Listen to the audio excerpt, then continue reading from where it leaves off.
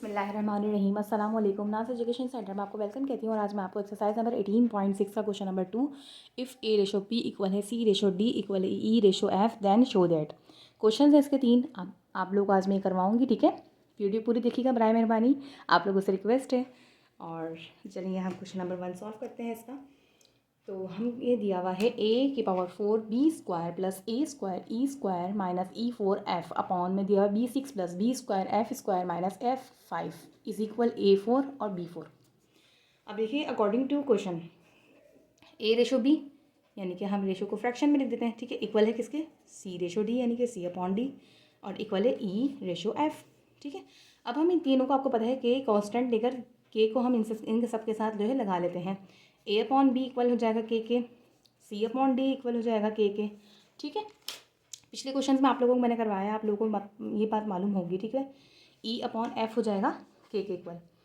अब आप ये देखिए यहाँ पे b जो है डिवाइड में हो जाएगा, मल्टीप्लाई हो जाएगा, तो a is equals to b के, c अपॉन में है ना d, तो वहाँ जाके हो जाएगा मल्टीप्लाई, ठीक है। डिवाइड में होता तो वहाँ जाके कोई भी वैल्यू जो है मल्टीप्लाई हो जाती है जब इक्वल के सट जाती है, और अगर मल्टीप्लाई में हो तो इक्वल के सट जाके डिवाइड में हो जाती है। आप लोगों ने रूल पढ़ा हुआ होगा, c इक्वल टू डी के, e is equals to f के, एफ वहाँ चले जाएगा, के साथ मल्टीप्लाई हो जाएगा। अब देखिए क्वेश्चन में हमें राइट हैंड साइड और लेफ्ट हैंड साइड दी हुई है, ठीक है। तो हम सबसे पहले जो है राइट हैंड साइड नहीं लेफ्ट हैंड साइड सॉल्व करते हैं, ठीक है। तो हम यहाँ लिख देंगे टेकिंग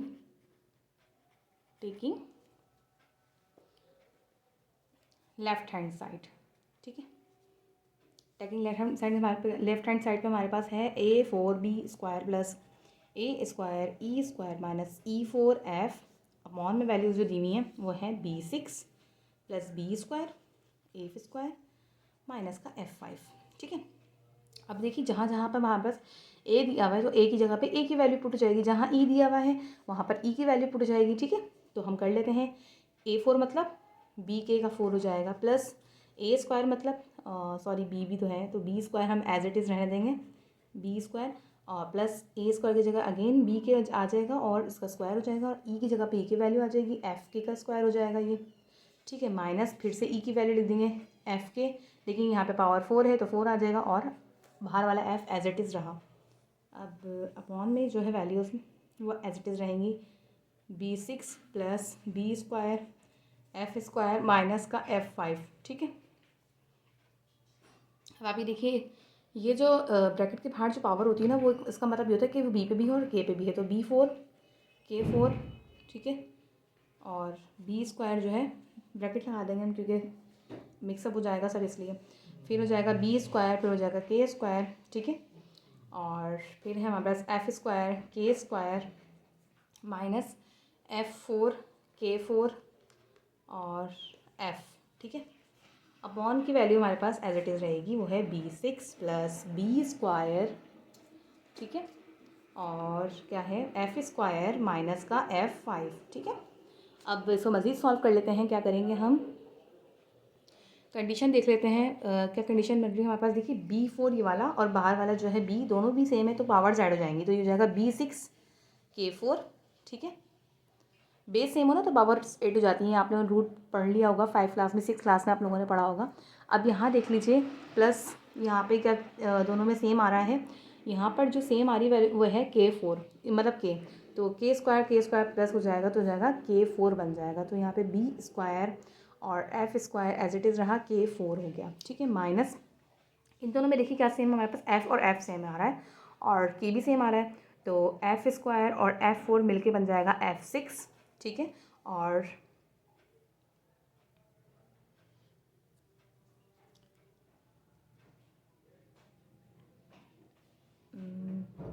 सॉरी बल्कि एफ़ 4 और यहाँ पे एफ़ की वैल्यू जो है कुछ भी नहीं तो 1 है, इसलिए एफ़ 5 हो जाएगा, ये एफ़ 5 और के 4, ठीक है। के 4 तो के 4 ही है, ये वाली हम इस पे थे ना। अपॉन में जो है बी 6 प्लस बी स्क्वायर और एफ़ स्क्वायर माइनस का एफ़ 5 ऐसा ही रहा हमारे पास, ठीक है। अब आप ये देख लीजिए इन सब में क्या कॉमन आ रहा है, के 4 के 4 के 4, तो हम के 4 को बाहर ले लेते हैं, अंदर ब्रैकेट में वैल्यू बच जाएगी B 6 plus B square F square minus F 5, ठीक है। और अपॉन में क्या वैल्यूज़ हैं, B 6 plus B square F square minus का एफ़ 5। अब आप लोग ये देखिए, ये टर्म और ये टर्म जब सेम आ गई है तो एक दूसरे से क्रॉस हो जाएगी, तो यहाँ पे सिंपल K4 आ गया हमारे पास लेफ्ट हैंड साइड का आंसर। अब टेकिंग लिखेंगे, taking right hand side solve करेंगे, जल्दी से कर लेते हैं भाई। राइट हैंड साइड पे हमें क्या दी हुई है, सिंपल सी वैल्यू दी हुई है, वो है A4/B4, ठीक है। तो इसे सॉल्व कर लेते हैं। ए की वैल्यू जो हमें क्वेश्चन में गिवन है वो हमारे पास है बी के, ठीक है। तो यहाँ पे हम लिख देंगे बी और के, और बाहर हमारे पास क्या है 4, और अपॉन में B4 एज इट इज़ रहा। अब ये देखिए, आप बी के ऊपर भी 4 आ जाएगा क्योंकि ब्रैकेट के बाहर वाली वैल्यू दोनों पे अप्लाई होती है, और K4 और अपॉन में आ जाएगा B4। अब ये B4 इस वाले B4 से क्रॉस हो गया तो सिंपल हमारे पास K⁴ आ गया। अब मीन्स इट्स मीन देखिए, हमारे पास राइट हैंड साइड का भी आंसर सेम आया है और लेफ्ट हैंड साइड का आंसर भी सेम आया है, तो इसका मतलब हमने सॉल्व सही करा है। तो हम यहाँ लिख देंगे left hand side is equal right hand side proofed, ठीक है। ये हमने प्रूफ कर दिया। अब पढ़ते हैं फिर क्वेश्चन नंबर 2 के पार्ट 2 की जानिब, जो है हमारे पास A² B, हमारे पास क्वेश्चन दिया हुआ है A² B + C² D E, वही करेंगे। हमें पता है कि A/B, ठीक है, A/B दिया हुआ था, इक्वल है किसके, C/D के, यानी कि C/D के, और इक्वल है E/F के। ये सब किसके इक्वल हो जाएंगे, के को हमने ऐसा कांस्टेंट यूज़ करना है यहाँ पे। तो A/B = K हो जाएगा, C/D = K हो जाएगा, E/F = K हो जाएगा, ठीक है। क्लियर है। अब आगे बढ़ते हैं, यानी कि देखिए B यहाँ पे डिवाइड में हो जाएगा, मल्टीप्लाई हो जाएगा, तो B के, C D के, और E = F के। अब देखिए क्वेश्चन की हम लेफ्ट हैंड साइड सॉल्व करेंगे, तो सबसे पहले लिख देंगे हम टेकिंग लेफ्ट हैंड साइड। अच्छा, आप लोग ये भी लिख सकते हैं कि लेफ्ट हैंड साइड फर्स्ट, इस टाइप से भी लिख सकते हैं आप लोग। इंग्लिश में वर्डिंग कुछ भी यूज़ कर सकते हैं, इसमें कोई इतना इशू नहीं होता, ठीक है। तो हमारे पास क्वेश्चन क्या दिया हुआ था, पहले हम एक बार कॉपी कर लेते हैं। A² B + C² D + E² F, ठीक है। अपॉन में क्या वैल्यू दी हुई थी, AB² + CD² + EF², ओके। अब आगे देख लेते हैं हम, जहाँ जहाँ हमारे पास A गिवन है ना, तो हम A की जगह पे A की जो वैल्यू निकल के आई उसको पुट कर देंगे, यानी कि B K² हो जाएगा ये, और बाहर वाला भी एज इट इज़ रहेगा। C की जगह पे C की वैल्यू D K² और D, ठीक है। E की जगह पे E की वैल्यू है F K² हो जाएगा, और F, ठीक है। अब A B² है, तो इसका मतलब ये कि A की वैल्यू आ जाएगी B के, और B² एज इट इज़ रहेगा हमारे पास, ठीक है। प्लस CD², तो C की वैल्यू हमारे पास D के, और ब्रैकेट के बाहर आ जाएगा D²। ऐसे ही यहाँ पे F के और F², ठीक है। अब ये तो यहाँ तक तो आप लोगों को कंडीशन समझ में आ रही होगी। अब देखिए नीचे मज़ीद सॉल्व कर लेते हैं इसे। ये स्क्वायर जो है B के ऊपर भी अप्लाई होगा और K के ऊपर भी होगा। मैं इससे पहले आप लोगों को बता चुकी हूँ। बाहर वाला B हमारे पास एज इट इज़ रहा, प्लस D² K², ठीक है, और ब्रैकेट में आ जाएगा बाहर D, प्लस F² K² और बाहर वाला F एज इट इज़ रहा हमारे पास। अब नीचे वैल्यूज़ देख लीजिए, हमारे पास बेसिस सेम है तो पावर Z हो जाएंगी, B² और यहाँ पे खाली B है, तो ये बन जाएगा हमारे पास B³, ठीक है, B³ और K बचा ना खाली। अब यहाँ पे देखिए D³ हो जाएगा यहाँ पे, क्योंकि D के ऊपर यहाँ पे स्क्वायर है, यहाँ पे D के ऊपर कुछ नहीं तो पावर 1 होती है, तो D³ K हो जाएगा ये, प्लस ये F³ K हो जाएगा, ओके। यहाँ तक तो आपको बात समझ में आ रही होगी। आगे बढ़ते हैं, आगे हम देखते हैं कि इसको मज़ीद सॉल्व किस तरीके से कर सकते हैं। यहाँ पर देखिए B दोनों सेम है, तो ये क्या हो जाएगा हमारे पास, B खाली है, यहाँ पे B² है, तो दोनों मिलके बन जाएंगे B³ K² plus D³ K² plus F के ऊपर यहाँ पे 2 है, F के ऊपर यहाँ पे कुछ नहीं है, तो यानी कि 1 है, 2 + 1 हो जाएगा 3, F3 और K², ठीक है। अब अपॉन में लिख लेते हैं, अपॉन में वैल्यू है B³ K plus D³ K plus F³ K, ठीक है। अब आप ये देख लीजिए, हमारे पास इन तीनों में से ऊपर वाली टर्म्स में से क्या है कॉमन, K² कॉमन है, तो हमने K² बाहर ले लिया, क्या वैल्यू बची, B³ plus D³ plus F³, ठीक है, यही वैल्यू बची ना हमारे पास। और नीचे देखिए, नीचे तीनों टर्म में से क्या कॉमन आ रहा है, K कॉमन आ रहा है, तो हमने K बाहर ले लिया, यहाँ पे बचा B³ plus D³ plus F³, ठीक है। अब देखिए नीचे ऊपर वाली दोनों सेम आ गई वैल्यू, उसको कट जाएंगी, क्रॉस हो जाएंगी, हमारे पास आंसर जो आएगा। और K यहाँ पे देखिए डिवाइड में है, ऊपर जाएगा तो इसकी पावर जो है माइनस में हो जाएगी ना, 2 - 1 हो जाएगा, तो यानी कि क्या बचेगा हमारे पास, सिंपल K बचेगा, ठीक है। क्योंकि ये हम ऊपर ले गए तो वो वैल्यू जो है माइनस में हो जाती है ना, आपको पता है डिवाइड में तो 2 - 1 1 1 को हम शो नहीं करते, तो सिंपल क्या आया। अब हम लिखेंगे taking right hand side. Right hand side पे हमारे पास क्वेश्चन जो दिया हुआ था वो था ये a + c + e upon b + d + f। ठीक है, इसे सॉल्व करते हैं। a की जगह पे a की वैल्यू आ जाएगी, जो क्वेश्चन में क्या थी हमारे पास, ये रही b के, तो यहाँ पे b के लिख दिया हमने, और प्लस c की जगह पे d के, और प्लस e की जगह पे f के। ठीक है, अपॉन में लिख लेते हैं हम b d f। ठीक है, b d + d और प्लस f। ठीक है, अब आप ये देखिए इन तीनों में से ऊपर वाली जो टर्म्स है इन तीनों में से क्या कॉमन आ रहा है, के हमने कॉमन ले लिया, b + d + f बचा हमारे पास, और अपॉन में भी हमारे पास क्या है b + d + f। ठीक है, तो दोनों सेम टर्म आ गई, क्रॉस हो गई। ठीक है, आंसर सिंपल आ गया हमारे पास के। इट्स मीन के लेफ्ट हैंड साइड का आंसर भी क्या आ रहा है और राइट हैंड साइड का भी क्या आ रहा है, तो लिख देंगे हम left hand side is equal right hand side proofed. ये हमारा आंसर हो गया।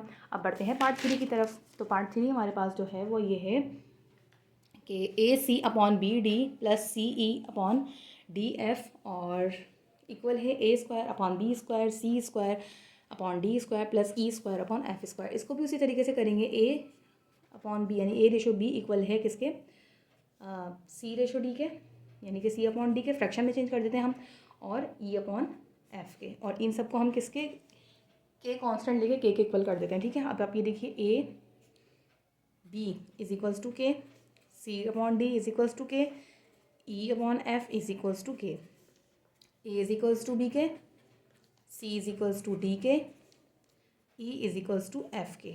ठीक है, यहाँ पे सबसे पहले लिखेंगे हम क्वेश्चन की taking left hand side solve करेंगे हम। तो सबसे पहले लेफ्ट हैंड साइड सॉल्व करने के लिए हम क्या करेंगे, ए की जहाँ जहाँ हमारे पास ए है ना वहाँ पर हम ए की वैल्यू रख देंगे। सबसे पहले एक बार मैं कॉपी कर देती हूँ आप लोगों के लिए सवाल, ताकि आप लोगों को मुश्किल ना हो कि मिस पता नहीं कैसे करानी है। CE upon DF + EA upon FB। ठीक है, ये हमारे पास क्वेश्चन था। अब देखिए जहाँ जहाँ ए है वहाँ पे हम ए की वैल्यू रखेंगे, जहाँ सी है वहाँ सी की वैल्यू, जहाँ ई है वहाँ ई की वैल्यू। ठीक है, ये बात क्लियर कर लें आप लोग पहले बी के। ठीक है, और ये सी भी दिया हुआ है साथ में सवाल में, तो हमारे पास आ जाएगी सी की वैल्यू डी के। ठीक है,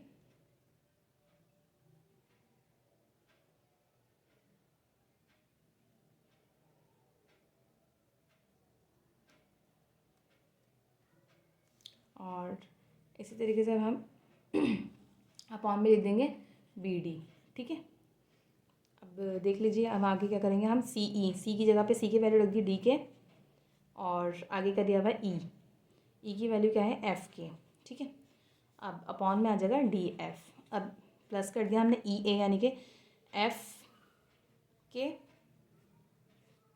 ठीक है, और के की जगह पे ई ए है ना, तो यहाँ पे आ जाएगा बी के। ठीक है, ए की वैल्यू भी तो आएगी ना, और अपॉन में हमारे पास है एफ बी। ठीक है, अब आप इन तीनों को और से देखिए, जो जो सेम होंगी ना उनमें पावर्स ऐड कर लेंगे हम। यहाँ पे देखिए के है तो के² हो जाएगा, तो B D as it is रहा और के² हो जाएगा। अपॉन में तो बी डी है ही हमारे पास, यहाँ पर दोनों में क्या सेम है, के² हो जाएगा, तो यहाँ पर डी एफ और के² लिख देंगे हम, डी एफ और के²। ठीक है, मैंने आप लोग को डायरेक्ट नहीं करवाया, देखिए मैं आप लोग को स्टेप बाय स्टेप करवा रही हूँ, कुछ भी मिस आउट नहीं करा रही कि आप लोग को मुश्किल ना हो समझने में। ठीक है, अब यहाँ पे देखिए एफ बी और के दोनों सेम है, तो पावर्स ऐड हो गई, तो के² अपॉन में एफ बी है। ठीक है, यहाँ तक क्लियर समझ में आ रहा है आप लोग को। अब ये वाले डी एफ से देखिए, ये वाला डी एफ कैंसिल हो गया, ये वाले बी डी से ये वाला बी डी कैंसिल हो गया, ये वाले एफ बी से ये वाला एफ बी कैंसिल हो गया। ठीक है, अब मज़ीद इसे आगे सॉल्व कर लेते हैं यहाँ पर। अब यहाँ पे क्या बचा है, के²। ठीक है, तो यानी के² + के² + के²। ठीक है, ये बचा है देख लीजिए।